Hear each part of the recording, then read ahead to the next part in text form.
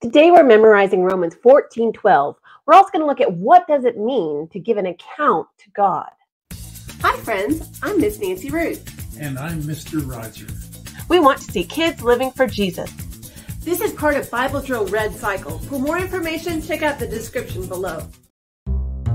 Now we're going to say this verse several times so that we can memorize it together as we're talking about what it means. So let's start by saying it together. Romans 14:12. So then each of us will give an account of himself to God. Romans 14:12. To give an account of ourselves means to explain to God, and God is going to look at all the things that we have done. That includes the good things and the bad things. And we can't hide. There's no secrets from God. He knows everything. Now, in order to have this conversation, we need to know that sin means missing the perfect standard. And what is the perfect standard? The perfect standard is the perfect holiness of God. And Romans 3:23 says, "For all have sinned and fall short of the glory of God." Romans 14:12, let's say it again.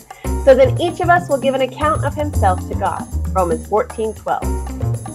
And to really understand this, we have to look at the bigger context. We have to look at the verses around the verse we're memorizing. So let's back up a little bit and see what this is all about.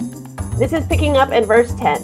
"For we will all stand before the judgment seat of God. For it is written, 'As I live, says the Lord, every knee will bow to me, and every tongue will give praise to God.' So then each of us will give an account of himself to God." This is talking about the final judgment at the end of time when everyone who has ever lived and ever is living and has lived, and all the humans who have ever been on this planet will come before the throne of God for the final judgment.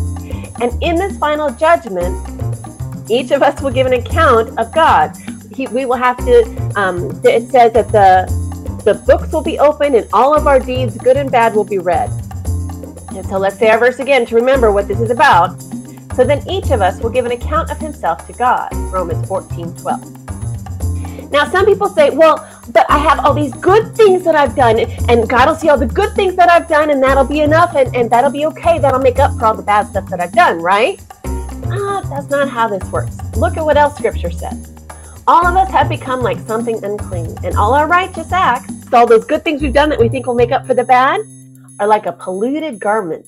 All of us wither like a leaf, and all our iniquities carry us away like the wind. Romans 14:12. So then each of us will give an account of himself to God. Romans 14:12. And so what happens when we're in this final judgment and God looks at all of the things that we've done, and none of the good stuff makes up for the bad because it just doesn't. And so what happens? Scripture tells us, look and see. "For the wages of sin is death, but the gift of God is eternal life in Christ Jesus our Lord." Romans 6:23. See, in this final judgment, when God looks at all of our stuff and we stand before him and we're sitting there and God says, "You're guilty. You have done wrong. You are guilty." Here's the good news.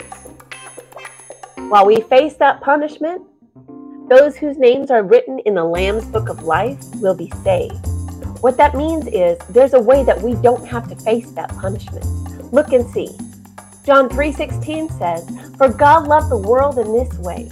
He gave his one and only Son, so that everyone who believes in him will not perish but have eternal life." So in that final judgment, and we're standing there guilty, Jesus steps forward and says, "This one, I took the punishment for this one. This one belongs to me. This one can live because I took that punishment." And when we're talking about the wages of sin is death, we're talking about a second spiritual death, an eternal death, and one that includes eternal punishment with it. And when Jesus steps up and says, "I took this punishment," he did. He took it upon himself when he died on that cross to take our punishment for sin. But he didn't stay dead. He came back to life again 3 days later. So that if we trust and we believe in him, we can accept that gift of eternal life with him. That's what all these verses are all about. That is the great news. And when we face that judgment and Jesus says, "That one's mine. That one belongs to me," that can apply to us too if we have faith and trust in him. Are you ready for that day? Learn more in this video. Don't forget to subscribe. We post memory verses in 4 translations, key passages, answers to Bible questions, and more.